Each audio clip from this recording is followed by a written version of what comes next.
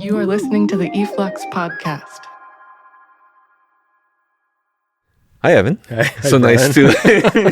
Thanks for driving all the way down. My pleasure. From Bard, from Red Hook. Your 4-part series for e-flux Journal on the trope of paralysis. I only realized now when it began in issue 141 of the journal in December 2023. So that's over a year ago that this has been running, and I think it also collects a huge amount of thinking on the kind of the strangeness, but also the strange familiarity of paralysis as something which is extremely, in its dysfunction, is highly deliberate and functional at the same time.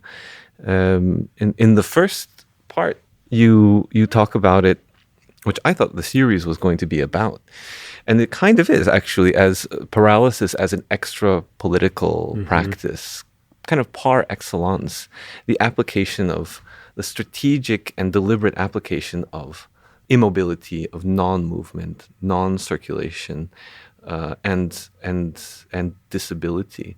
But then you go on to argue in the entire series of that in fact paralysis and disability in this sense is incredibly expressive, right? But also in its negativity. This is really fascinating as a strategy of refusal. This kind of negative expressivity. What got you started thinking about paralysis?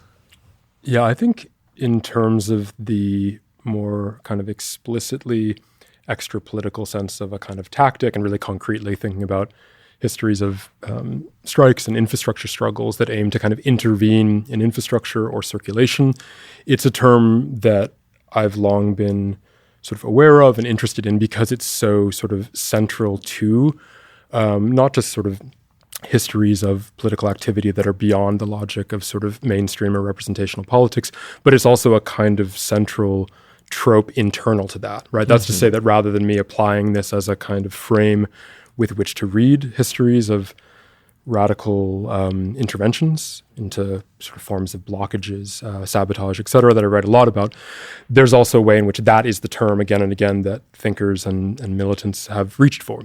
So in one regard, it's something I've kind of long been tracking, but I think like a lot of the work I do on the sort of critical side, I tend to begin, this sounds rather banal, but just from something I can't stop noticing. And there's a way in which this sort of prevalence and kind of polyvalence of this term, which is again not entirely new, and I'm more attuned to it than some people because of that interest in histories of sabotage and blockade, in part because of teaching in contexts around kind of disability justice and crip theory. But, particularly you mentioned the first text published in December 2023.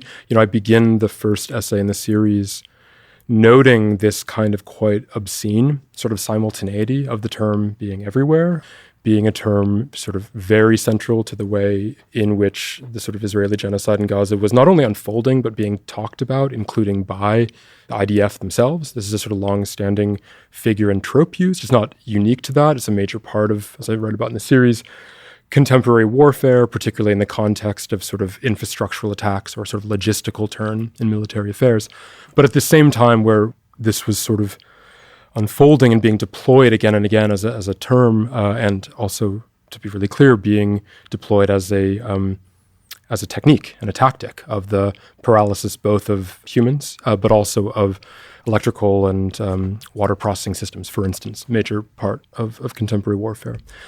At the same time, just I'll say, there was one amongst the infinite numbers of sort of slowdown, stalemate, blockades of sort of both filibustering and general incoherence within the kind of United States Congress. And I was noticing again and again in the exact same newspapers, the exact same day, just below these articles around Israeli attacks on Gaza, this same term being used again and again. So again, it's something that I'm really in general interested in, these words that we seem to use or reach for that tend to designate something far beyond, or that kind of have a history in excess of what we use them for. And paralysis is one of these ones where once I started tracking it, it becomes clear both that it is everywhere and in some regard that it perhaps does something less obvious than we might think. No coincidence, and it seems also not much has changed since that time. I mean, now Israel is shutting off the electricity to Gaza, and of course the strategy of starvation has been going on for some time. But at the same time, this kind of deliberate breakdown, even the cruelty of this deliberate breakdown, also takes other forms that are not so clear. You insist that actually that no clear correlation should be made between breakdown and insight, right? So revealing the kind of revelation of who is actually doing this on purpose. Everyone in the case of Gaza, everyone knows there is no revelation in this, no revelation necessary. But by refusing even this kind of correlation, you are arguing for like a much larger, almost kind of a symbiotic understanding of bodies and systems. Yeah, and one of this question of the relation between moments of breakdown, or what I often talk about throughout the essay, a word that recurs almost as often as paralysis, is this, well, one is around the notion of breakdown, but also this kind of figure of an interval is really kind of central to how I talk about that. Maybe later, if we talk about sort of film and literature, we can sort of come back to that. But one of the things I'm really sort of struck by, particularly coming towards paralysis, both from kind of histories, but also the framework of sort of anarchist and insurrectionary history, et cetera, labor movements that have sort of gone in excess of representational forms and towards direct action, is that there's a sort of secondary trope that comes along with paralysis that I started noticing more and more, and realizing the degree to which I perhaps, like a lot of people, maybe take for granted or fall into this, which is, I talk about it throughout the piece as this kind of breakdown insight pairing, which is a kind of maybe lightly Heideggerian certain sense that there's a way in which complicated systems, tightly coupled networks, to talk about via Charles Perrault, or other sort of, densely symbiotic, networked, often, although not always, kind of computerized systems in some regard, that it's at their moment of breakdown, of stoppage, that we suddenly are able to see their prevalence, their omnipresence, the way in which they vanish into plain sight, et cetera. That obviously can be true in certain moments, but I think the longer I worked on this series, the more I started to become sort of suspicious about that, or at least wanting to not take for granted that idea that there's something about breakdown that necessarily generates a kind of knowledge of conditions that otherwise was missing to you. Really briefly, I think the reason I have an issue with that, or not an issue, but why I want to complicate that, is in one regard, I think it has a sort of strange evacuation of the really kind of concrete, granular work that has to be done in situations of breakdown, and the sort of ongoing extant networks of support, innovation, et cetera, that allow, as I talk about there, pulling from sort of coming insurrection, this question of like, how will we feed ourselves when everything is paralyzed, right? There's a way in which that's not a kind of automatic, spontaneous question. That's one about sort of preparation. But I also think the other thing that can go into a kind of fantasy of immediate insight that I'm wary of is a kind of misrecognition of other ongoing processes that don't show themselves even during breakdown, right? I talk about this via someone like Wendy Hoi-Kyung Chun's work, but also I think someone like Eric Kasdan has written really well about this, that in many ways, like if we're beholden to a sort of logic of crisis in its most visible forms, we're going to miss out on other forms of, let's say, kind of ongoingness or protocols that are kind of not only constantly active, but that actually don't reveal themselves in any way just because they stop. So I think this is one of the elements of the series I perhaps didn't set out planning to write, but as I was myself traversing across psychoanalysis and war and disability history, et cetera, I was struck both by the prevalence of that writing, especially around electrical blackouts and forms of infrastructural revolt, but also perhaps how much I had kind of fallen into that. And so there's a sort of degree of, if not self-critique, but a sort of desire to ask what goes missing if we rely upon the spontaneity of insight that would follow from when the lights go out, when the water stops flowing. Right. Often those are just hellish situations of kind of panic, rather than one that necessarily generates a kind of new understanding of how much we rely on electricity. And then I think it's really in part 3 where you start to deal with the kind of subtlety between the strategic application of breakdown, but also as a kind of a celebration of labor, but also of labor celebrating itself in the negative by withholding its power, by withholding its labor power. But then the mechanisms of breakdown are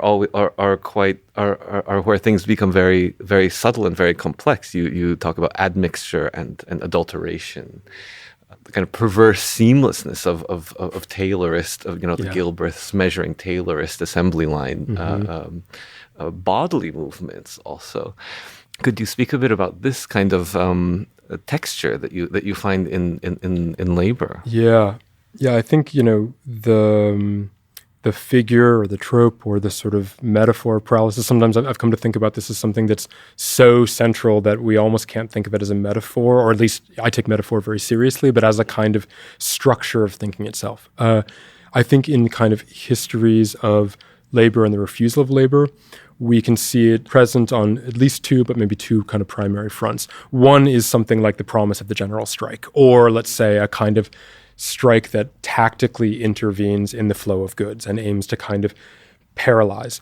That language itself is also really crucial and quite like itself is a kind of tactical usage, the reliance on that term, because it has a lot to do with the way in which militants and insurrectionaries, particularly in the United States context, I would say something like the Wobblies, the industrial workers of the world, in which you get, incredibly strident, punitive, sort of essentially anti-syndicalism laws, sort of anti-sedition laws, et cetera, that were desperate to misdefine the tactics that they were advocating, like those of sabotage and paralysis, as simply destruction of property, as kind of violent. So in one regard, the language of paralysis is wielded very explicitly to sort of say, this is not destruction, this is kind of temporary paralysis, right? So that's the one side. On the other regard, I think that what you're describing well is my interest in a kind of admixture, or a kind of negotiation and recalcitrance and obstinance, and kind of attempt both to like ruthlessly evacuate any last little bits of inefficiency within work processes, and then conversely, the ways that people catch their breath and find ways to get back at their boss, et cetera, without the visibility of something like the strike, right, but instead via forms of the fake accident, via sabotage, via forms of slowdown.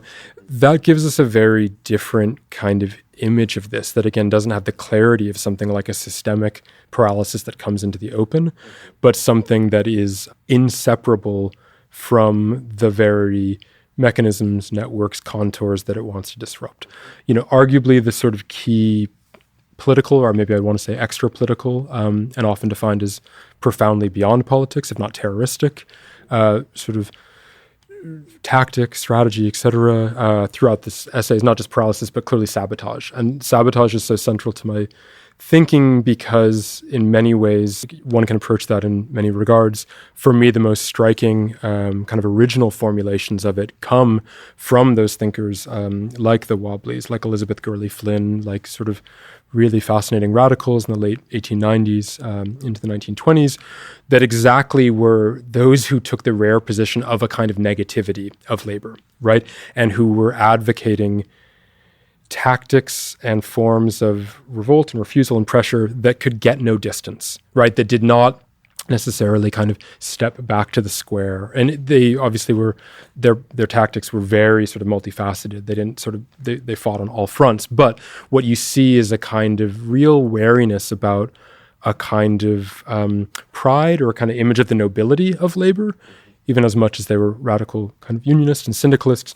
There also, though, was a kind of, I think, pretty sort of corrosively negative, potent reckoning with what it actually feels like to be enmeshed in processes that you don't really kind of get space from. And the way in which one's kind of existing in this lived world, indeed, of of adulteration, of slowdown, crucially of the idea that it's not just you who might kind of intervene and disrupt the quality of goods or the sort of quantity of them. You're working for bosses and systems that are themselves sabotaging far beyond what you could do yourself. This is what Gurley Flynn talks about as antisocial sabotage rather than those carried out by workers.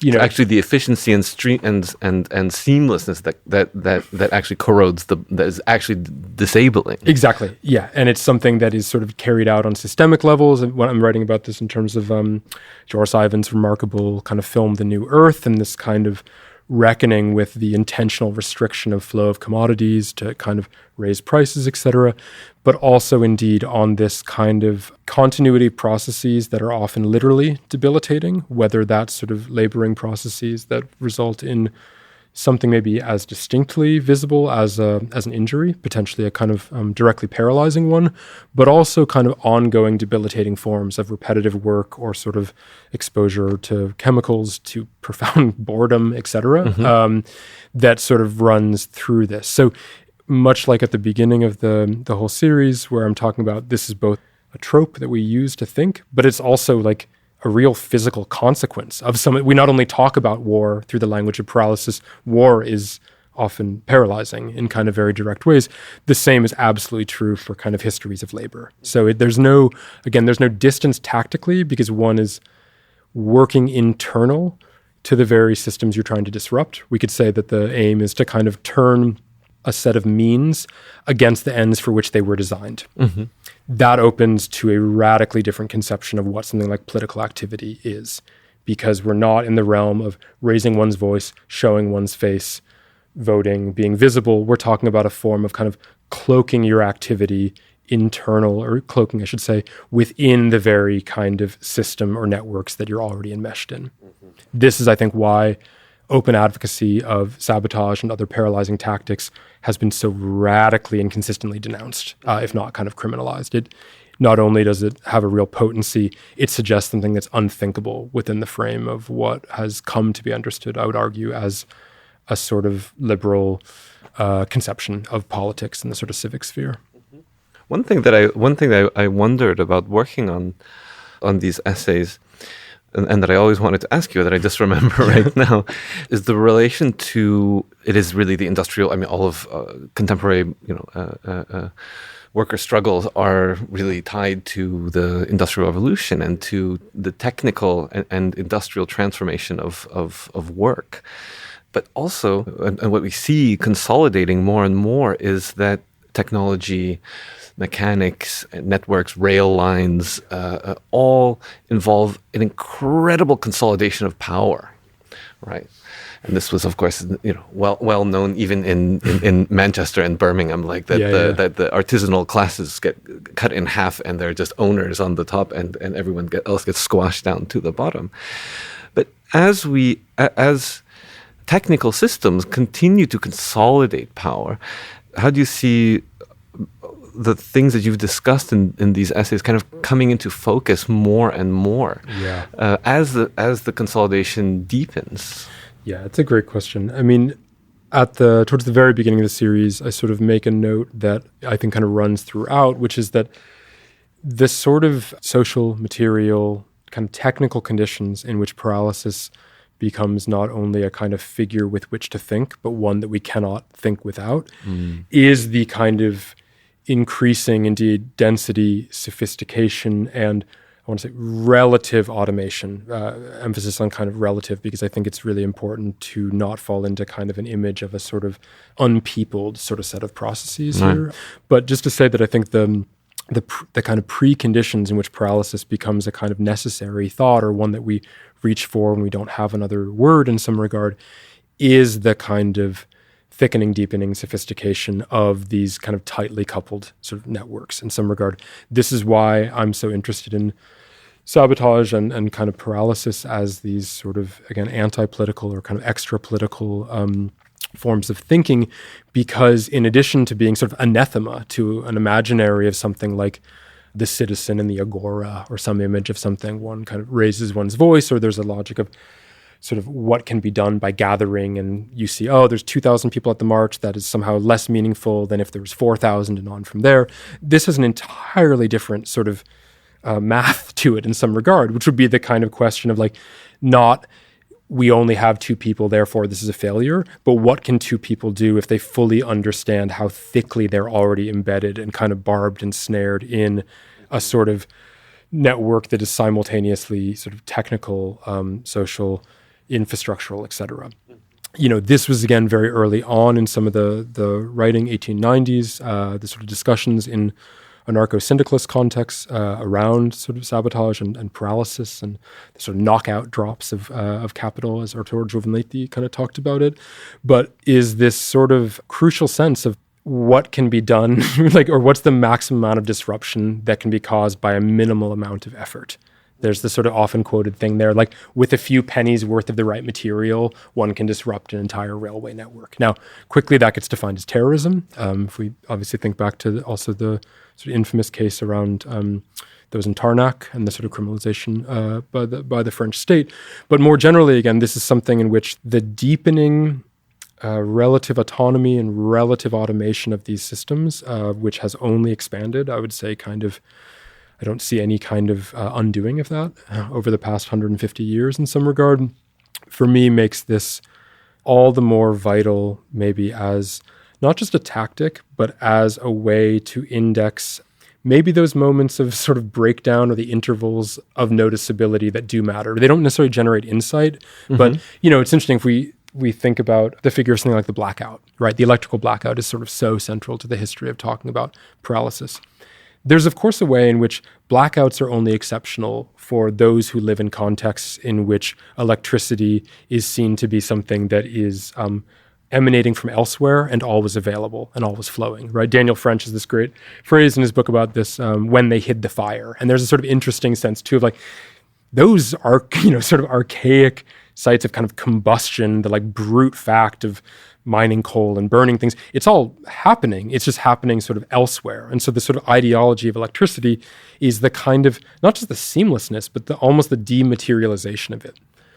But as we know, many, many people in the world are living in contexts in which blackouts are extremely regular, and electricity is something that is partial, flickering, managed, generated by generators, etc. So I also think there's a huge question about the way in which paralysis perhaps often indexes the shock of those who are living in a context in which these sort of networks you're describing well have become so stabilized that they sort of vanish from noticeability and do become like almost a kind of infrastructure, right? It's very sort of hard to notice them. That maybe leads to the fantasy that like, in the blackout, we suddenly hear that our electrical outlets are silent. I think about this sometimes when we lose power. I'm like, things are so quiet, right? That's real. But I think it's very important to kind of understand both the historical construction of that kind of invisibility or the dematerialization of kind of, let's say, energy flows, but also crucially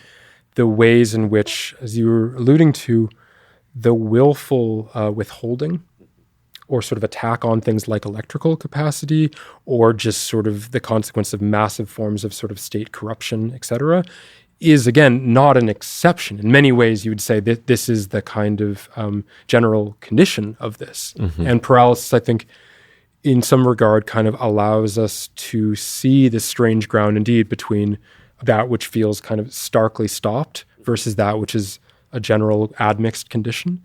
And perhaps on the other side, that which feels like an accident, a kind of breakdown of an expected conduit, as opposed to that which is very, very willfully imposed, whether under the sign of war or simply the restriction of energy flows, in terms of something like Timothy Mitchell's written really well about in kind of Carbon Democracy, or again, sort of states that have an interest in throttling access to telecommunications and electricity. Yeah.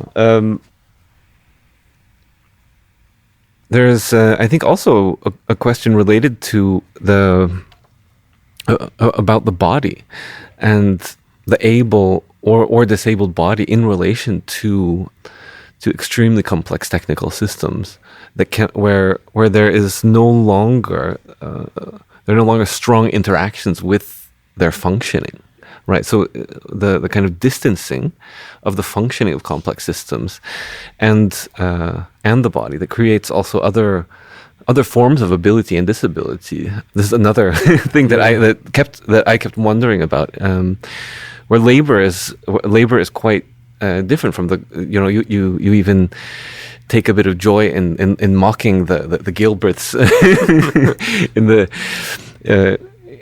the text, in the kind of mechanic, the turning into a machine of the human body. But now I think, and I think you touch on this a bit more in part 4. Mm-hmm. There's another kind of almost kind of interdimensional in the sense of dealing with time and space. Change in the status of the body and movement more generally. Yeah. This is something that also kind of became clearer to me once I really started kind of pretty rigorously tracing the instances of this term, both maybe you'd say like where we notice the word being used and also perhaps where it might be an adequate concept to talk about it, which is, the term is totally inextricable from an account of a certain, not a single, but kind of forms of what we might think of as bodily impairment. In some regard, the metaphor is inseparable from that, right? Mm-hmm. And I think, certain forms not only a kind of an obvious ableism, but as I kind of draw throughout, the absolute centrality of the kind of fantasy of a quote-unquote normal sort of functioning body. Not only, labor management theory cuts its teeth so much on this. It absolutely is obsessed with the figure of that.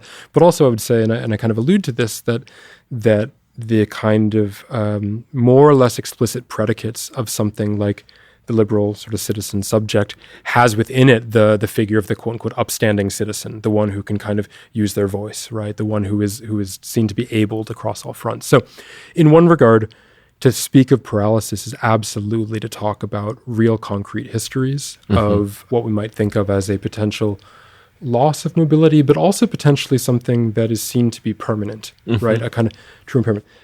However, the kind of other side of this is that what became clearer to me the longer I worked on this is that actually the way the metaphor gets reached for, the trope gets reached for again and again across particularly war, politics, let's say kind of psychoanalysis, or at least kind of theories of the subject, and all these other registers, actually is naming something quite different, which is defined by its non-permanence, right? So there's a way where, of course, like the figure, the trope, the historical, often kind of shaming or denigrating or exclusion, the stigma of those who, let's say, have an impairment that's understood to be kind of paralyzing in some regard, right? And this sort of denigrations of, or this like co-location of the idea of a sort of physical activity with a mental activity, right? We think this is a sort of long-standing kind of bond that gets established. But actually the way that paralysis gets used again and again, especially I would say in the past few decades, is naming something very different. And this has to do much more with a temporary, this gets to your question, I think, about kind of time and the sort of dimensions of this, which is a temporary suspension or severing or decoupling, word I use a lot here, between expected kind of relays of something like signal and effect. So there's a way in which, one of obviously the sort of frames of paralysis that I'm talking about indeed is industrial, it's martial in many ways. I think those have sort of dominated that. But actually, I kind of think that frameworks we get maybe more from cybernetics and the history of information theory gives us a more nuanced account actually of what is being reached for via an account of something like paralysis, as well as a kind of usefully, I think, kind of complicated or sort of variegated account of forms of disruption, blockage, and the kind of intervals that emerge that don't rely upon a sort of blunter physicality, right? For me, especially in the fourth part, when I start writing about the really remarkable, for me, photographic work of Shannon Ebner, an artist who's really important to me, something like collisions and sort of the promise of a kind of wounding or damage is more or less latent and sometimes explicit in Ebner's work. But what's so striking to me above all is how much, and why it's exemplary of the problem of paralysis, is how much it also really thinks about the way that something like signals and signs and information does and does not get bound to something like physical consequence or sort of physical substrate. So yeah, the series kind of moves, obviously across registers from literature and film and art, but in many ways it's also moving, I would say, at times away from a more starkly physical account of paralysis, whether in terms of real conditions people are living in or real conditions of sort of damage to infrastructural networks, but also towards a different account of the temporary sort of suspension or sort of small moment where there's a kind of hitch, a more or less kind of long moment, a hitch between a signal or a kind of intention or a will to do something, and then what is the way in which that is supposed to be answered or automatically generative of an action. And that's the sort of interval to me that's so kind of interesting here, that little lag, and that can be kind of terrifying and awful. It can be one that I do, as you alluded to really well, there's a kind of expressivity to that. There's a kind of thing that's maybe not an insight, but this kind of sort of latency that makes one potentially attuned to or feels the kind of prickly static of ongoing networks of action that extend everything from the promise of a part of your body moving in a way that you might expect it to, all the way to what a keystroke should do or bring about in a kind of plant or machine halfway across the world. Well, this what you call the interval between an intention and an expected outcome seems like a really great way to talk about, especially in an art context. Yeah. If we're also addressing artworks and artists, there is always a bit of a rift between the expectations or a refusal of expressivity and the kind of vulgarity and romanticism of of self-expression. No one wants any expression splatter on them, but then at the same time like that somehow some kind of spatial temporal affirmation of mechanics and the machine and should offset that, but that still doesn't really account for this kind of inhuman space of human intention in between intention and effect, and that seems to be the real space of the negative space of refusal that you are kind of rendering. That you're animating in some sense. Absolutely, yeah. I mean, I think the concept or sort of figure of the inhuman is another one that's equally kind of central to this entire project, which again for me is a way to talk neither about the human nor the non-human or more than human, but yeah, precisely that historically shifting and often though quite kind of historically congealed set of the ways in which one becomes inseparable from a set of kind of relays and flows that animate you and perhaps are animated by you to some regard here. I think in terms of this question of art, and maybe here I'll use kind of art to, not in the sense of just designating contemporary art, but let's say like forms across literature, cinema, video games, etc.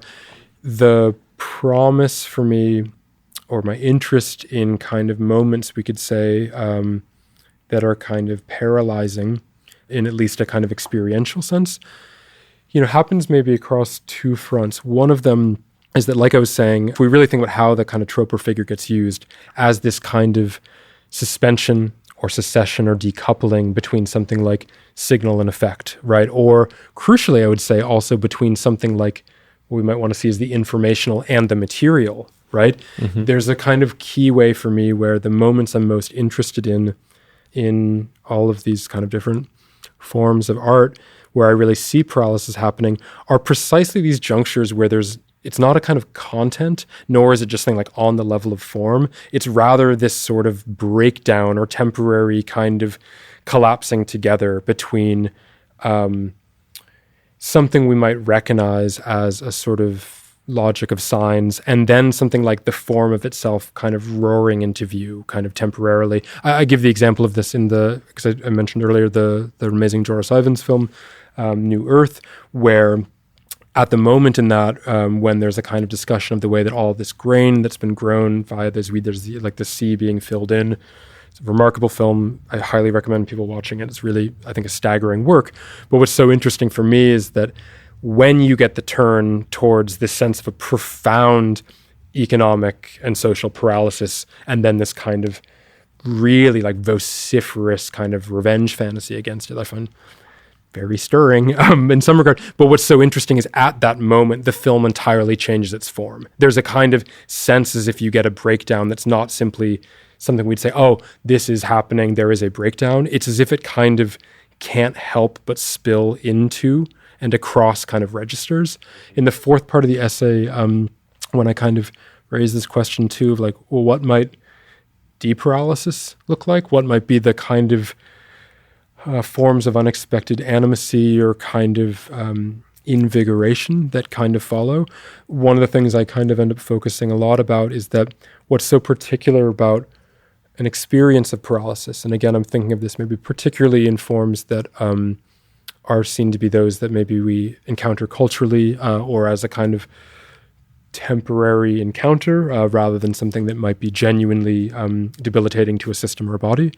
But that in something like that, what's so distinct is the way that paralysis keeps leaping across scales and kind of vectors. There's this way in which not only is there the sense of like you're standing in the room in which the lights have gone out, but there is this kind of ricocheting across something like entire industrial systems, but also via my reading, our engagement with Spiros Papapetros's amazing kind of reading of Nosferatu and Animacy, is this sort of point that I kind of read outwards from him, in which not only is there this kind of energetic transfer, this kind of mortifying, this kind of murder of the undead, as Nosferatu's almost sort of absorbed into the architecture of the house, as he draws it really brilliantly, but I kind of draw out this other element that I think is in line with his account, but that he doesn't sort of say or extend, which is in many ways the sort of alignment that makes possible that kind of vampiric subsumption of the vampire into an architecture requires our point of view via the camera in a very certain position. He only aligns with it because of a fixed point of view. So at that moment too, it kind of spills outward from that, right? And I find myself, this is sort of anecdotal, but like holding my breath at the moment of this. There's this really remarkable transfer, but that needs to kind of exit just the sphere of the film to these other layers that are always active, but we maybe don't notice.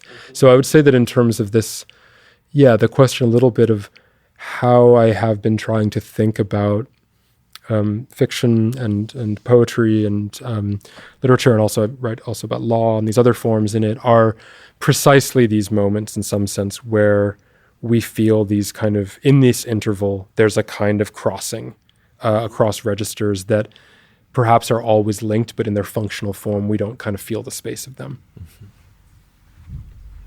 I think it's a great place to end. That sounds good. Thank you, Brian.